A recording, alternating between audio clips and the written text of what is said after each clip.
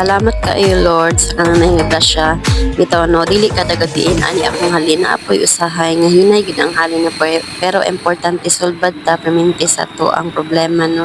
So for today's video naghimo na pud ko og ice kay kini laging akong ice naagi mangita tag dress then napod ko tag 10 pesos katong ako ang 10 pesos katong smooth akong gibutangan. So kay mas nauna man og kahurot ang ako ang tag 3 mo ni tag 3 ang ako ang gihimo no. Pero ang amo ag yung tag 10 kusog lang gid siya kung Sabado ug Domingo kay lagi tabo man diri sa modern kaya among tag 3 mao ginidili nga ginapangita gid nila no.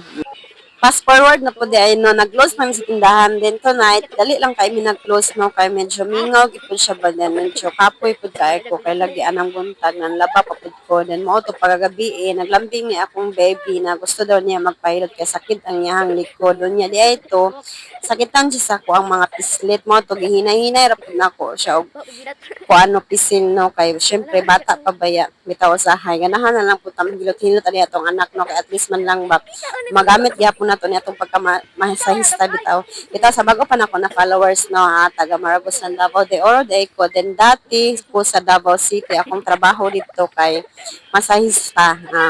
Massage therapist ko sa Cebu. Kinsa may nakapamassage na di abi ba sinamassage nita ka before. Then mao to after pud nako nga nag-massage siya akong anak, medyo sayo pa man pud ang oras pero amot bitaw ning kapuyon kay tanong dugay hinuon kay ta makatulog. Inani pud ba mo mga katendera diha mga inahan.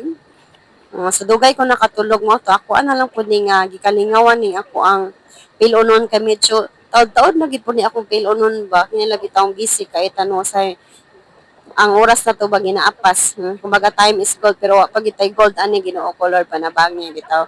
Pugi lang kita kanunay na nila kita mag-surrender ati atong kinabuhi kay party na gini sa paghinginahan ni ato mga trabaho no kini mga pag-antos na to ba kay syempre daghan man tawa pagsuway sa kinabuhi kay dili ba gyud dalim no may mga inahan tendera then mo sideline po ta og video kay lagi content creator ba ta din mo to pagkabuntag sayo ako sayo jud kay ko nagmata kay kini laging nata estudyante lagi niya ting exam gid karong adlaw sa ako ang anak niya sayo gid ko na nga saba diri sa iya kay kini lagi ako nagmata po diri alas 6 pa lang kay para makaluto maka-prepare na sa iyang pagkaon niya ni ani ni akong anak 7:20 niya 7:45 na gyud in taon ng ilang exam so what ako ba nga at least makasayo siya ato sa school kay para maka-relax pud ba para dili pud ma-pressure niya hang hormona pero lagi buntag pa sayo nagyoyon ako diri Ha?